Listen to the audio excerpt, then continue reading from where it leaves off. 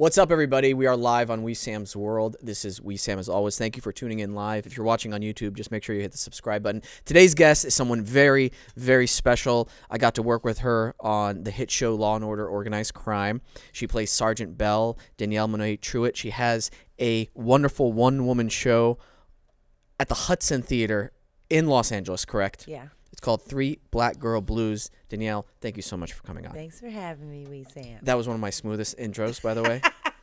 I was so it. proud of myself. We're 244 episodes in, and I'm like finally getting the intro Nailed right. it, right. I really was excited because it was really a pleasure to work with you. We didn't have a lot of scenes together, but our interactions behind the set, I was like, oh, she's cool. Yeah, So, yeah. You were great. We loved having you on the show. Oh, thank you so much. Great character. Well, I'm glad you brought that up because I've been getting so many messages as to why aren't you back? Where and are so, you? Mm-hmm. Yeah, where am I? Where is Adam Malachi? Well, I want to break the news here. The reason why I'm not back on is because this is a little hard for me. I pitched a love triangle between me, Ainsley's character, and you, Sergeant Bell. Like there would be something there, and I kept pitching it and like, pitching it. Dude. Yeah, they were like, Read the room. yeah, and you know what? There's only so much I can take before I'm like, all right, guys. Whenever you're ready, you let me know. He's like, I got you guys a pizza truck and everything, and you're still not going to accept my pitch. I love it. Whenever they're ready for that, I'll come back on. You know what? Honestly, though, on Twitter and stuff, because I always tweet with the fans, or I try to when I can. They loved your character. They really did. They loved your character. They everybody was like, "Where is he? Like, where's Jet's boo?" Well, it's always nice when fans respond so positively to your performance and your choices, and they seem to be very warm to you as well. Yeah. Oh my God. Yeah, they are. They are. And what's great is, and I gotta ask you, how exciting is that to play such a dynamic character, in a procedural? Yeah, it's I feel very blessed. Procedural acting is it's very interesting because it's very different than, I guess, especially if you go to school, for acting and stuff, and you primarily do theater, which is where I came from, the theater world.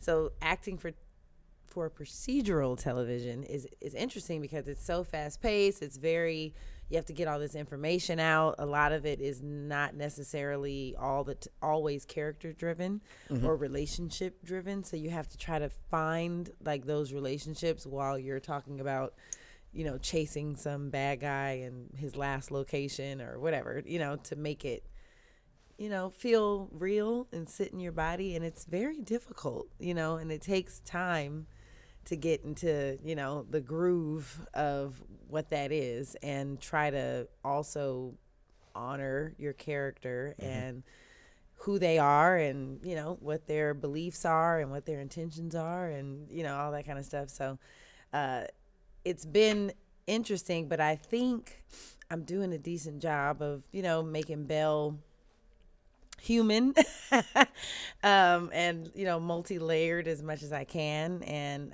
I feel honored that I'm able, to represent the LGBTQ community as somebody who is, a cis female, straight female. It's been very, cool to represent that community and to have them embrace me the way they have. And I think part of it is because when I first got the role, I didn't know that she was going to be gay. I just, I didn't even think about it. And I was offered the role and I said yes. And then I found out she was gay. And I was like, oh, okay. And they were like, is that a problem? I'm like, no, it's not a problem. It's not a problem. But I've never played a lesbian. So this is interesting.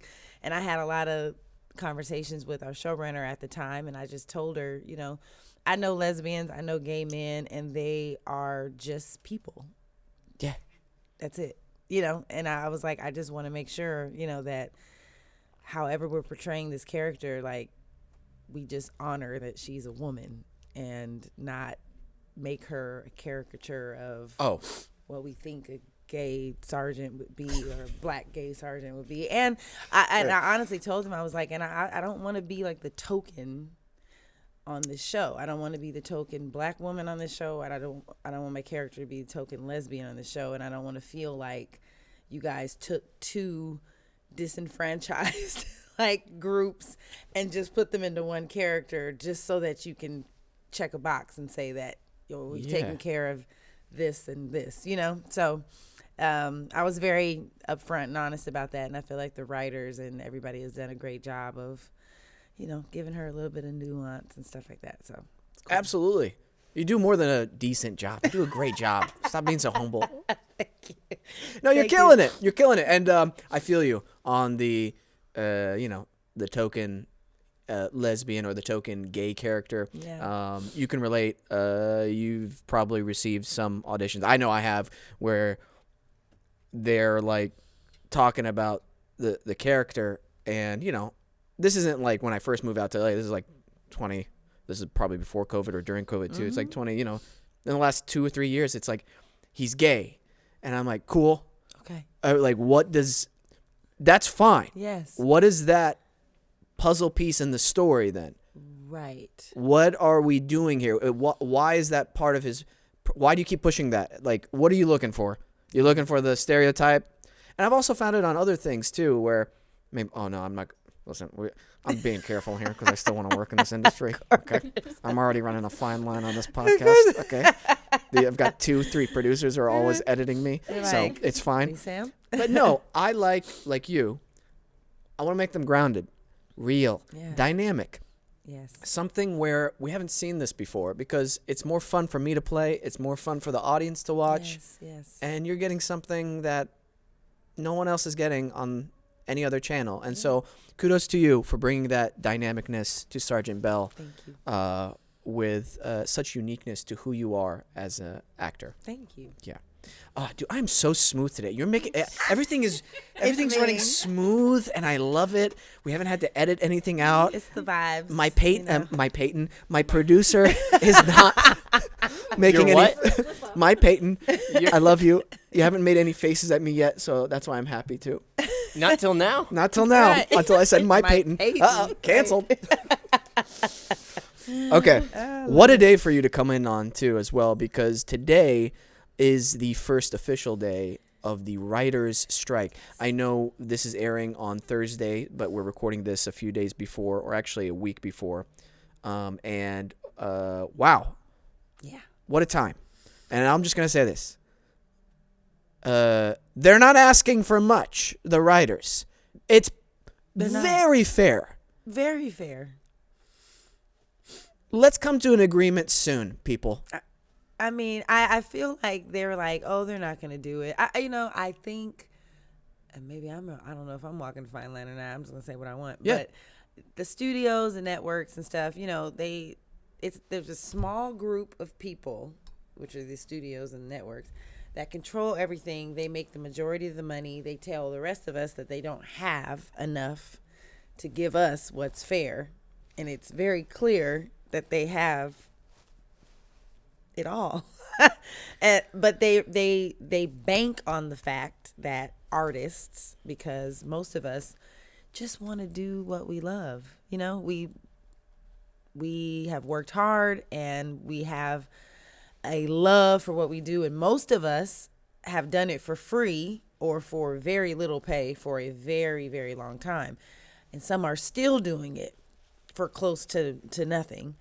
And I think they bank on the fact that we'll be so afraid to lose our livelihood or whatever that we won't strike. I mean, that they won't strike. I think they bank on it when they're doing their negotiations. I think they're thinking like, oh, at the end of the day, they're not gonna really do it. Right. And I'm happy that they did. I'm happy that they did. They deserve, of course, what's fair. If I was in their shoes, I would be like, no, I want to be fairly compensated. And that's also another thing. Like, I'm not the best negotiate, like real hardcore business negotiator. I always go like, okay, what's fair here? Let's meet in the middle somewhere, because I don't feel good at the end of the day if I'm in a kind of business negotiation and somebody's getting screwed. Exactly. And nobody should get screwed, in my opinion. No. Yeah. Studios, make your money. Yeah. Producers, make your money. Writers, we got money. We all just want to make. We all just want to make some money. I know. I saw the percentage of what profits they want, and it's 2%.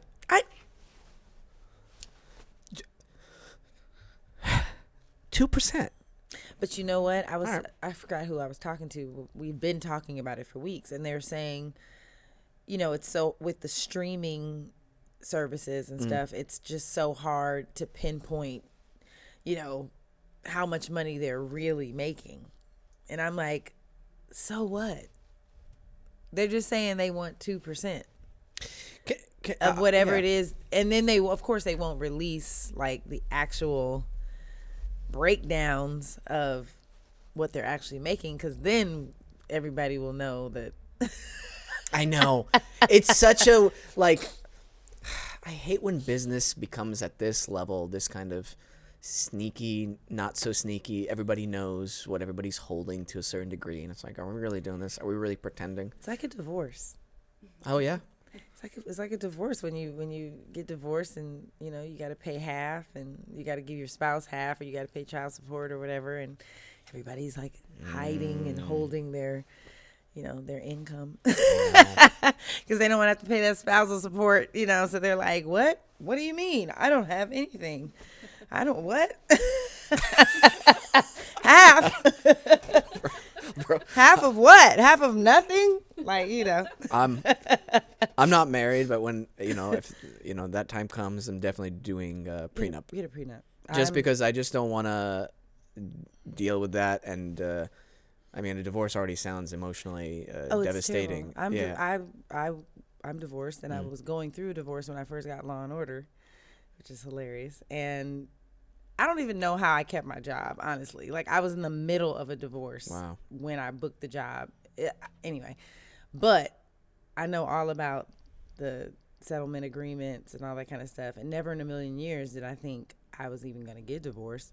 But not only did I think I wasn't going to get divorced, but I never thought that I would be the one that's like, what?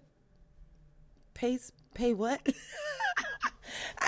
Because most of my marriage, I was a struggling actress, Shit. And it wasn't until we went to divorce, then it was like, oh, here's everything you wanted in your career. So anyway, I know, but I'm good. Well, hey, kudos for compartmentalizing, because that's something. I'm not gonna divulge too much, but I think we all go through family troubles. Of course. And compartmentalizing during those days where I'm driving to an audition and some real family drama is going down, and I'm like, okay, yeah, okay, cool, all right, okay, can we talk about this in literally 20 minutes? Yep. Yeah, cool. Yep. Hi, how's everybody doing? Great. Should I? Great, thank you so much. Okay, hello, Dad. Okay, yeah, it's And then at the end of the day, you're like, I'm a crazy person. Yes. We were on set, and I was shooting with Ice-T last week. Oh, that's fun. He is hilarious. Oh my God. Just so much wisdom. You always leave set you learn something new with him. He's so funny. But he was just talking about, he was like, we're all acting all the time. He was like, you're doing so many levels of acting even when you're on set. You're acting like you're not, say it's freezing outside, which we all know in New York most of the time it is. Mm-hmm. So you're acting like you're not cold, and then you're acting whatever your scene is. And then if you're like me and you have 1,000 things going on in your life, you're also acting like you're not going through. Can you curse on here? Oh yeah, okay. yeah. Please, you're not please. Acting like you're going through the shit you're really going through in your life. You know what I mean? There's just so many, and you have to compartmentalize. I wanted to keep my job. It was a huge opportunity for me. Absolutely. One of the best stories I ever heard, this was on my previous podcast, Actors Anonymous, and a lot of the episodes are unfortunately lost in the ether, for better or for worse. Yeah. So this, I forget her name. She was an actress on The 100. Remember that show? Yes. her husband passed away in the middle of it.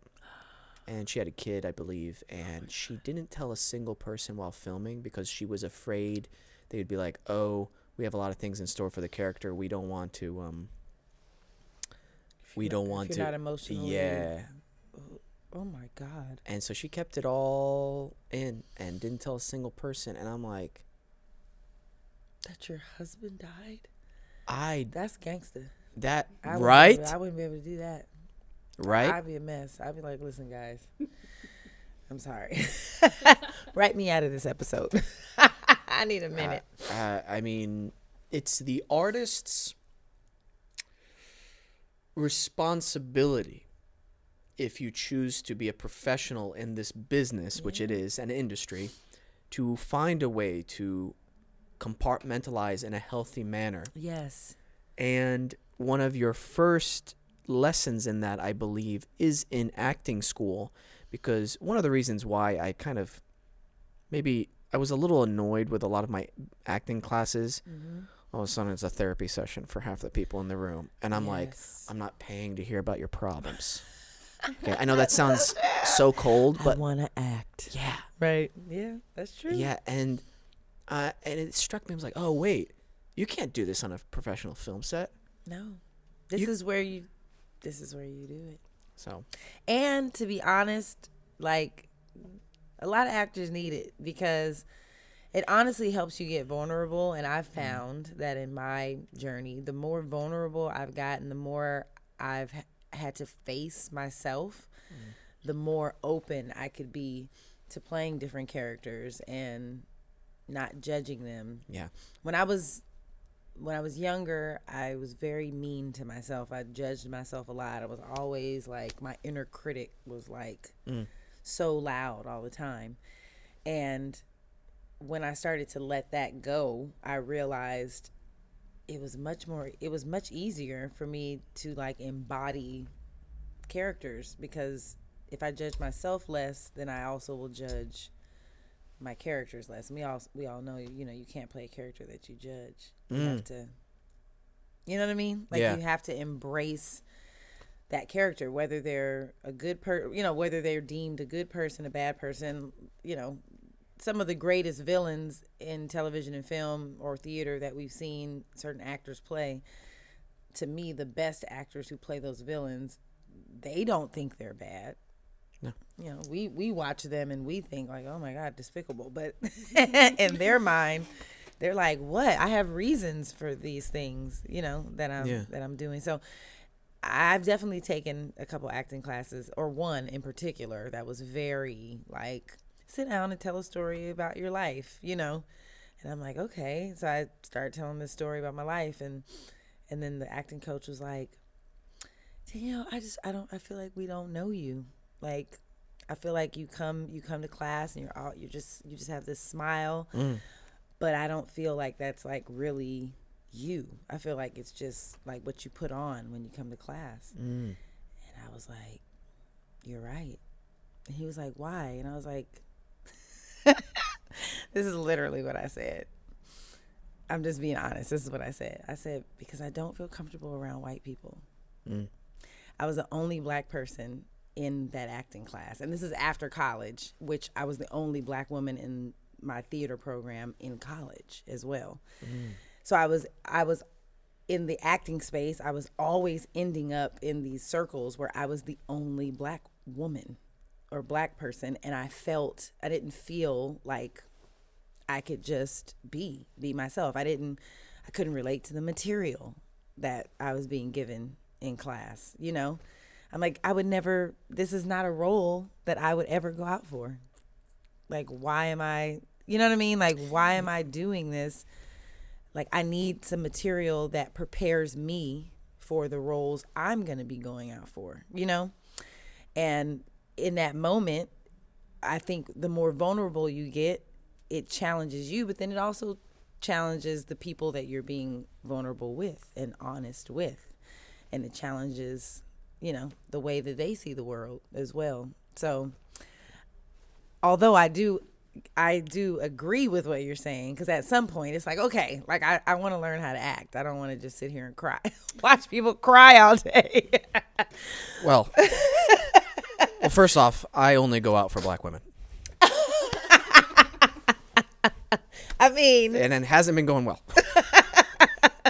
I hope one day it works out for you. I mean, Robert Downey Jr. got to play a black guy. Absolutely not. Let's just clarify that right now. That was a joke for everybody typing away in the comments right now. Wesam is canceled. Oh my gosh. No. Okay, so that's different. Yeah. Because first of all, that seems like a good teacher who, he or she. He. Yeah. John Rosenfeld. Shout out to John Rosenfeld. He's great. Because I think as an actor, you have to read people. And when I say that, you're looking, you're listening, you're connecting. And if you've been around people, if you've had enough life experiences, you can tell when someone's bullshitting you, when somebody's being real, when somebody's hiding something, when somebody's had a rough day, but they're keeping it together. You start being very sensitive to those kind of things if you're present. Yes. And if, you've been coming in, a few times and they're like, something's not aligning. Right. Let's figure that out. Why? That's cool. What's not cool is like, people coming in underprepared. I had a rough day. That stuff. That's not. Yeah, that's just taking advantage of. You're a lazy actor. Yeah, you like the community feel, but you don't want to do the work. Right. Yeah, but and they probably don't work. Yeah. No. But I know I talked to some students recently. I think this was during Law and Order. I was shooting. I got to talk at a nice acting school. And my first things were I said was, hey, nobody has a gun to your head begging you to be an actor, right? Oh my God, that's right? So good. Nobody's asking you. Right. You're all doing this on your own, right? Mm-hmm. Cool. This is what's expected on the standards. Yes. Don't come in not knowing your lines. Don't come in. Oh, this.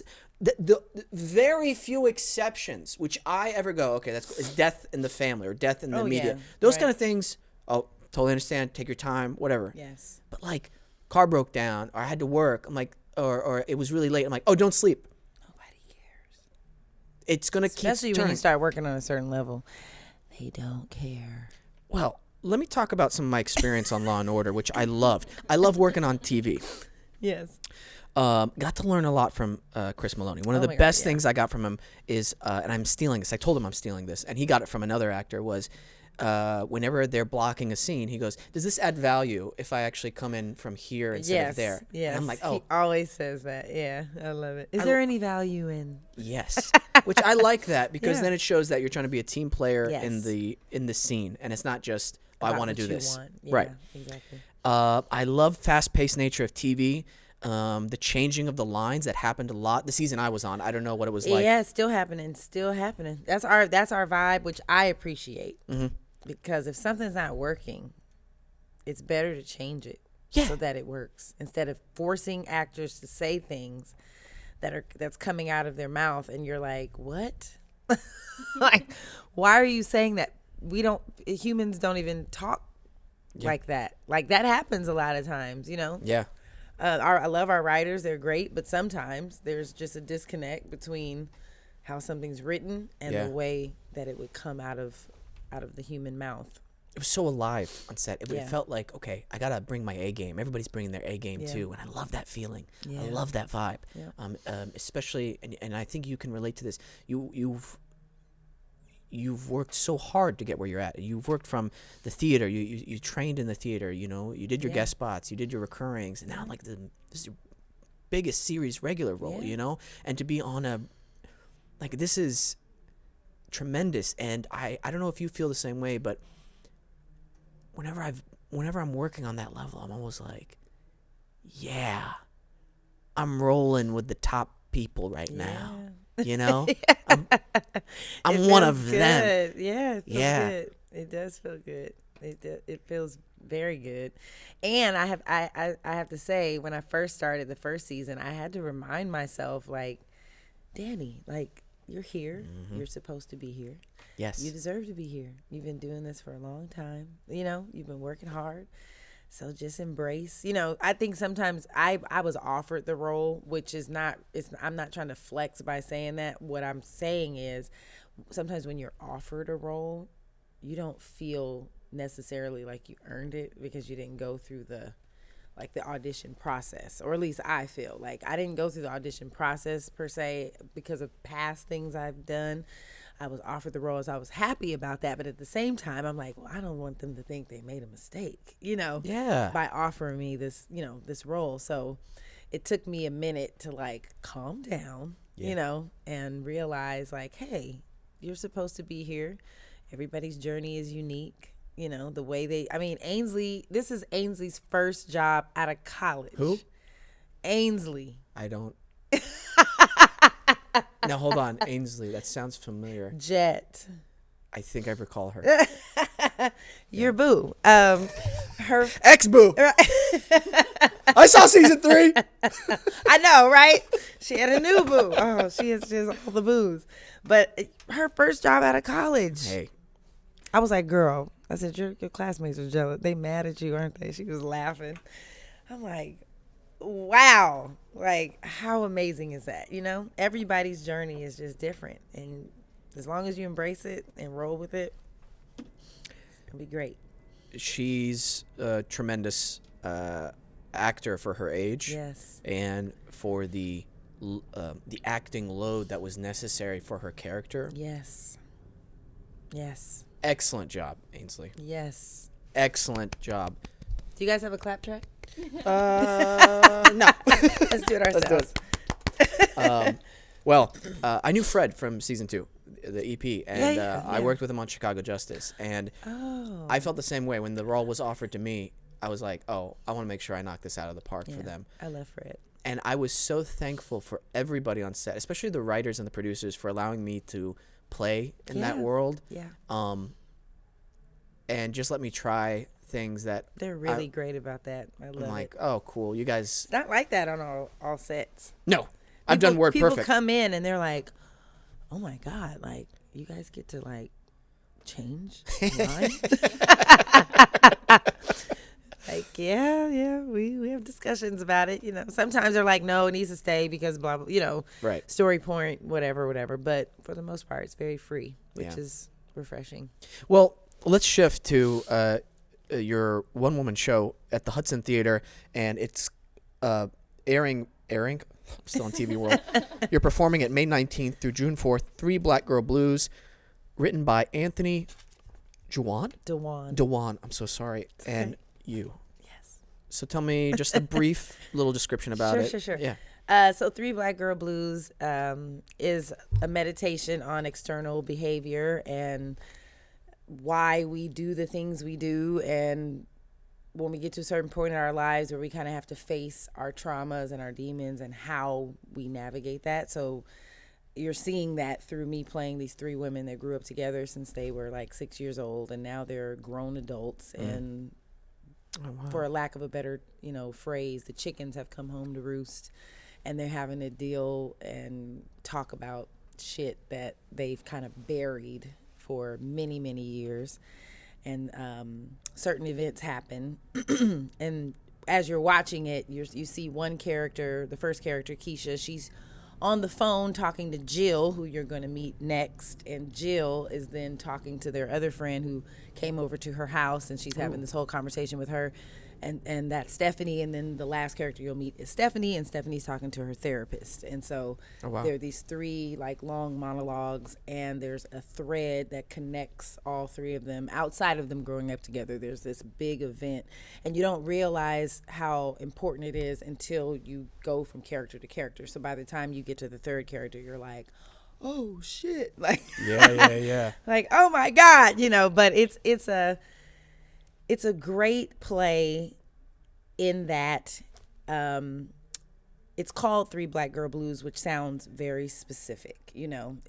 I know there's been people over the years that have told me to change the title, and I refuse to change it. I won't change it.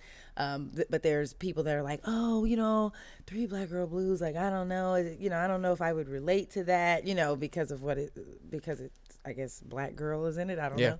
But it actually, because it is so specific, it's actually very universal, and so many people relate to it, of all walks of life, of all religions, ethnicities. I've had white guy, an old white guy, a 60, 70-year-old white man come up to me after one of my performances and tell me that his favorite character is Keisha. Well, Keisha is like a hood chick, like you would never think that he could relate to anything Keisha is talking about. But the themes in the play are just very universal, betrayal, self-worth, economic status, and trying to, achieve more or wanting more than what you feel like life has given you, wanting to escape your life, the life that you're in, The first character is Keisha. She wants more than life has offered her. The next character wants to escape the life that she has because it's something that she didn't know she was signing up for, and she wants something different. And then the last character, it's more of she wishes she hadn't made certain decisions in her past because now they're affecting her mental health, in her present. So all of these things are things that we as human beings, can relate to. And so it's very powerful. And I have to give credit to Anthony Dewan. Like he makes me say that I wrote it with him. Listen, the amount of writing that I did on it is very minimal to what he did. And the incredible thing about it is he's a guy. Yeah. And most men cannot write women characters. It's very hard for them to write women characters because they're not right. A lot of times they're writing from their experience with women. Mm-hmm. And not really writing them from, they're writing their experiences with women and what they think, how they think women behave and act and think. And the truth of it is women just behave and act and think like human beings. Really? Right. Whoa. What did you say?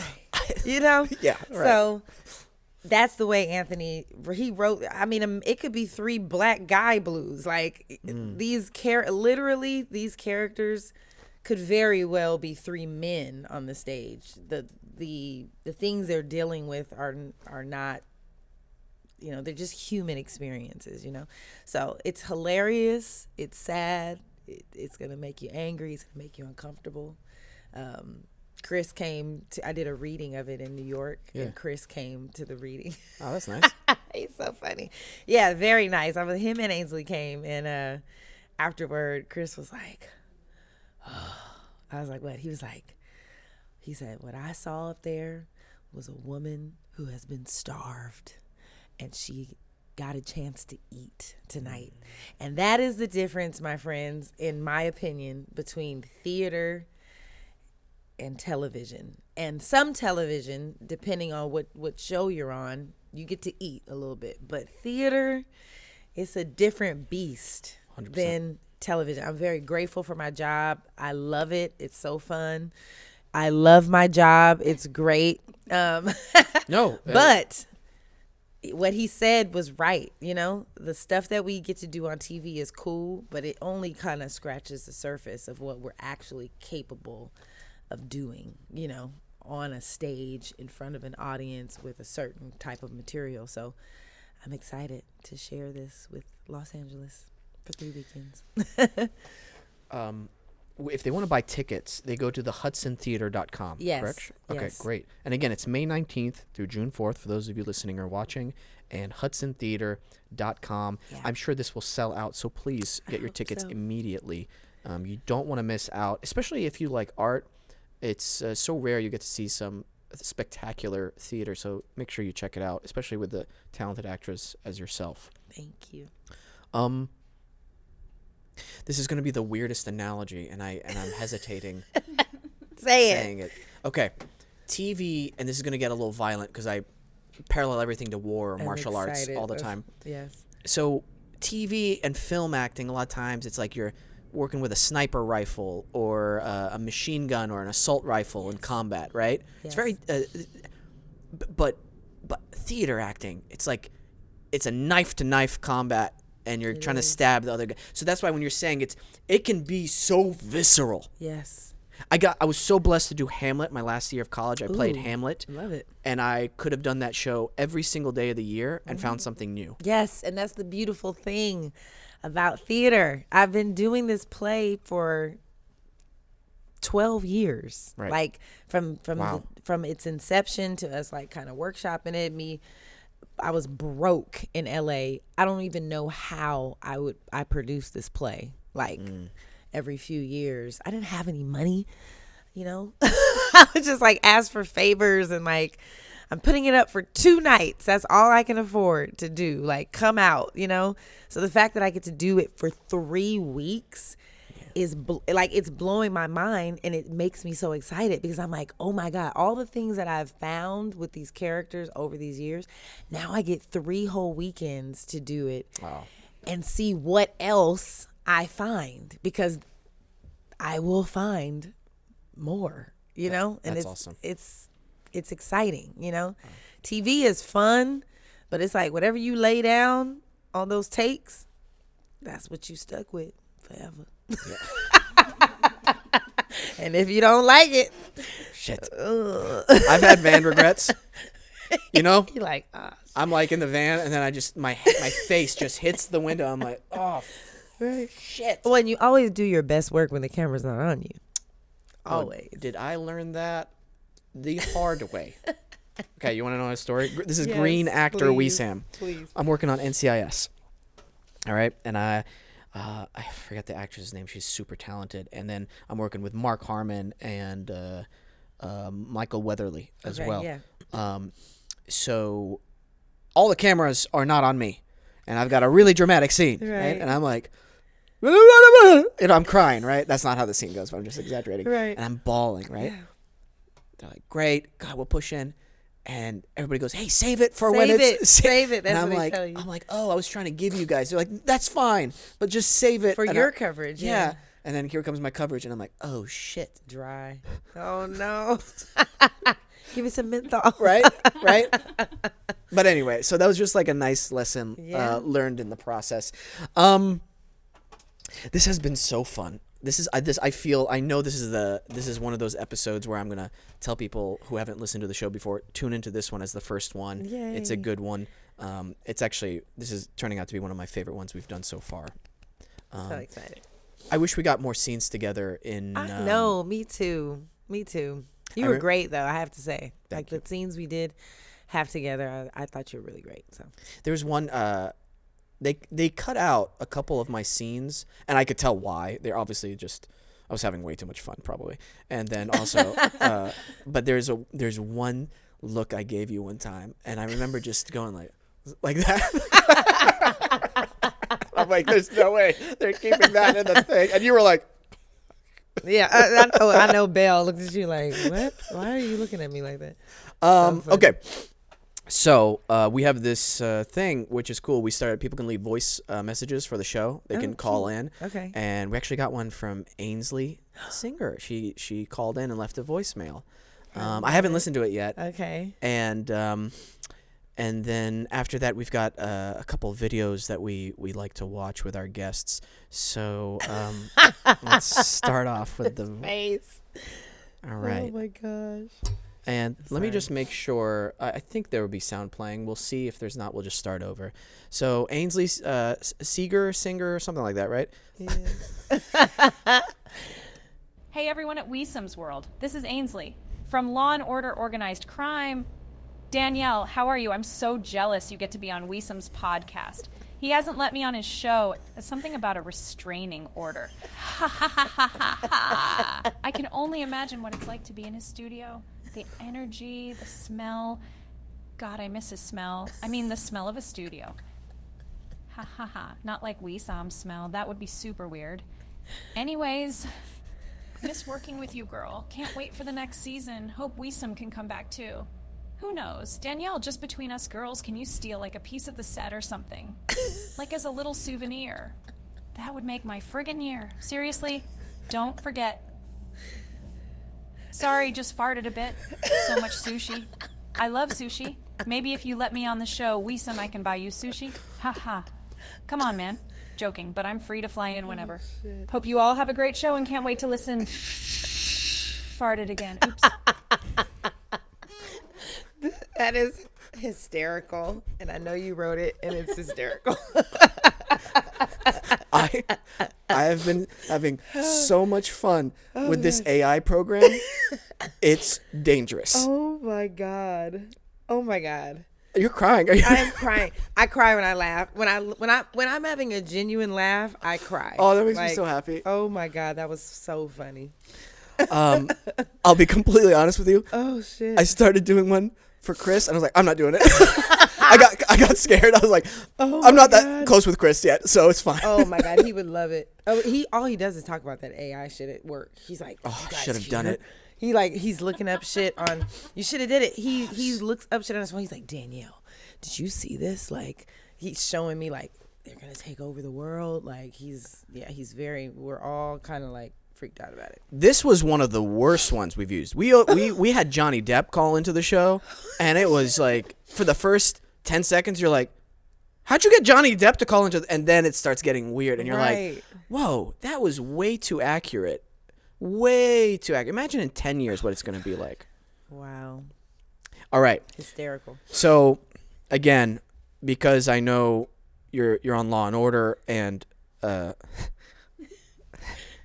we both have careers, I was really careful about what videos I wanted to show because obviously if you're sharing these, I tend to pick some stuff that it's not everybody's cup of tea. Okay.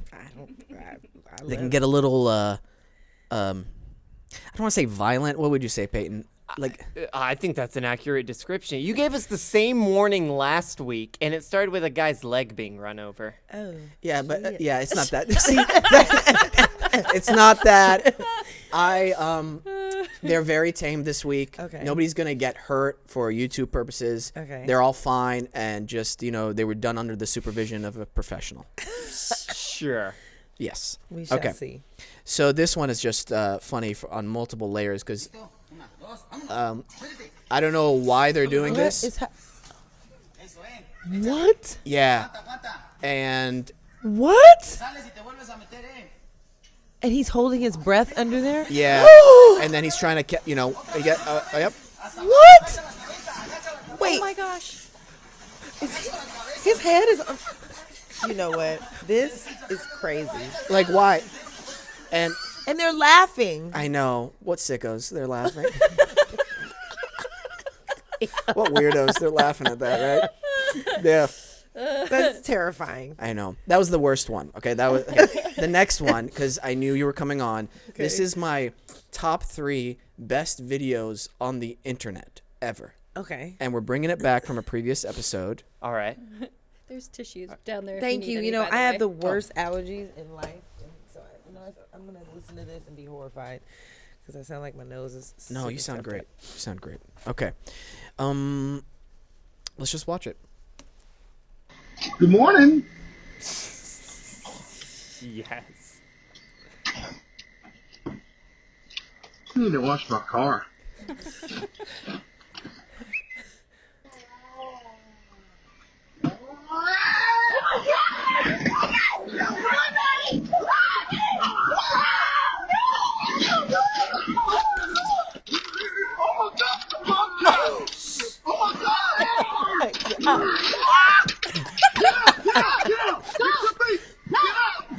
Oh my God! Wait, is it is it going back after her? Watch out! Watch out! Oh shit! There's a bobcat attack my wife. A bobcat! Oh my God! Wait, how do you go? I need to wash my car. That makes me so happy. Ooh, that was great. That dude went from a 2 to a 10. Okay, he said, "You're not gonna get my wife." I think that was his wife. Jesus, that was crazy. What a man, though, to hold that bobcat and screaming at it and then chuck it. Oh my God, I saw a similar video to this. It was, I don't think it was a bobcat, but it was something. It was attacking, like 3 people had to fling that thing. Ooh. Oh God. Very funny. Thank you. Yeah, welcome to Wesam's world. We were tame with the videos this week, too. I'm glad we just did these 2. I think that was good. We got yeah. Some of our... Good stuff. Good stuff. There's nothing like a good funny YouTube video. I've seen so many of them. Oh, my gosh. At this point. I was around for when YouTube and E-Bombs World. I don't know if you knew those. No. They were just like these ridiculous videos would be posted, and Oh wow. I was in high school, like in class, supposed to be doing work, but I'm just watching videos. Do you watch Ridiculousness? Yeah, every now and then. I've seen Yeah, episodes. Yeah. I've seen some episodes of that. It was pretty funny. People are crazy what they People put online. are nuts. They're nuts. Especially, I mean, it's just gone. I mean, we started off back in the day with America's Funniest Home Videos, and now it's turned into what we see. So Oh my gosh. everybody wants their even if it's 15 seconds. Well, yeah, 15 seconds of fame. That's what they call it, right? Yeah. Everybody wants it. How are we on time? 5 more minutes. 5 more minutes. Great. Danielle, this episode has been tremendous. We ran a wide gambit of emotions, stories, and I feel like I got to know you a little bit more on a personal basis. And you're a cool cat. Thanks. Yeah. So are you. Before you go, I do want to share a couple stories with you from set. Oh, that, sure. I would love that. I think I've shared before on the show, but I just want to share it with you just to make sure you know. First of all, working with Dylan McDermott was really great. Yes, he is hysterical. Right? Yes. Actor's actor. I remember one of the takes, he smelled like me and like as a choice, you know? Oh, yes. And he goes, and I was like, oh, he's playing around, like, oh, wow, he's like trying something. And I'm like, this is great. He's an actor's actor. It's hysterical. Yeah. I love working with him. He farted on me. What? He did. I'm sorry, what? He farted on me. Yes, he did. We were doing a very serious scene where he was being shot at by these people, and I was like I was saving him, basically. And this man literally farted on me. It didn't stink. It didn't stink at all. But I said, did you just fart? It was like, they said cut. And I said, Dylan, did you just fart on me? He was like, I'm so sorry. He's like, I'm doing this cleanse. It was like a juice cleanse thing he was doing. And I'm not the only person he's farted on. He's farted on several people, like a couple of us he's farted on. Luckily, it didn't stink. But I was like, Dylan, you know, I get farted on all the time. I want to come to work and not get farted on. I have 2 sons. Like, all they do is fart and blame each other for it. And then if you're dating somebody, men, you guys just fart all the time. Like, I don't understand where all the flatulence comes from, but you guys just have so much of it. Anyway, I was like, Dylan McDermott farted on me. This is so surreal. This is a moment. Did you ever thought that sentence would go through your head? Never. Yeah. In a million years. It was hysterical. I'm jealous now. He didn't fart on me. He's so He cool, just though. sniffed you. He just sniffed me. I remember one day we were back, me and Ainsley were just talking backstage, and, you know, the call sheet says who's going to be there or not going to be there, and, you know, he wasn't called into work, obviously, that day. And then from the shadows, like behind the set, we just see this tall figure come in. Yeah, cool guy with headphones in. And I'm like, we were just talking about Dylan. I'm like, is that Dylan McDermott? And he's like, yeah, I think that's Dylan McDermott. I'm like, Dylan, what are you doing here? And he goes, I work here. And I'm like, yeah, but not on today. Yeah. And you know, the studio, it's not like in a residential area. It's in an industrial park. So I'm like, you're just hanging out? No, see, he was doing his next deal, which was yeah. going to FBI. We didn't know at the time. No, he's the coolest cat. Like, he's so cool. He's so cool. Really is. Great choice in music. Yeah. He's a cool dude. The last story I'll tell you is Dennis Leary. Yes. So you know his stand-up, like he was a really big. Oh, you don't know this? No. He has stand-up. Oh, that's his early career, and like, yeah, really big, really huge. Wow. Yeah. So I remember, and I don't know if you've ever felt like this. How are we on time? Just because I know we're only allotted enough. Oh, you're good. We're good. Okay. Yeah. I know. I don't. You're feeling people out a lot of times with these big. I don't want to say bigger actors, but like actors who have worked Yes. much longer than you have. Right. And, you know, you get a vibe who's cool who's like maybe wants some space, and then so you play it by ear, day to day sometimes. Yeah. Yeah. You're like, wait, we were having a great conversation yesterday, not today. Okay, cool. That's fine. So I was just feeling him out. I'm not trying to be uberly friendly, but I was a fan of the stand-up he did and some of the movies he did in the past. And then I remember sometimes I'll get in my head and I can be a little awkward, and I said a joke, right? and I was like, and then like nobody heard. I was like, oh, okay, never mind. And like I just said it like that, and he goes, no, what'd you say? And I'm like, oh, I'm not gonna repeat a joke to you, like this like legendary stand-up comedian. And he's like, no, tell me. And I'm like, okay. Here's the joke. And then I proceeded to tell him, and he's like, oh, okay. And like at the same time, Chris was like, oh, I want to hear it too. And I'm like, oh, it's not going to be it's not going to be funny, guys. It's not. You got both of them. Oh, man. We want to hear your joke. I started sweating my lower back. And let me tell you something about Chris, and you know this, because if it's not funny, he will not laugh. Oh, I know. He is not. Let me tell you. I'm aware of this, Danielle. I love him so much. The thing I love about him so much is he is himself all the time. He has no, like a lot of us have that thing where we'll just play along, or we'll just go. He goes along with nothing. If it's not funny, he's like, and he will walk off. That's an awesome feeling. I love it. I'm like, you're great. I just love it. Now, if it is funny, he'll be like, that's funny. Yeah. He's genuine. You know where he stands. And yeah. I like that kind of person. So absolutely. We work together very well. Our time on Adobe Radio has come to an end. However, the full episode is available tomorrow on Apple Podcasts, Spotify, and YouTube. Thanks for tuning in live, good people. Really appreciate you all. Make sure you... oh my gosh. Make sure you... the Instagram. Just follow us there. And go to the HudsonTheatre.com. Wait to the end. Buy tickets for 3 Black Girl Blues. You know what? Don't buy tickets.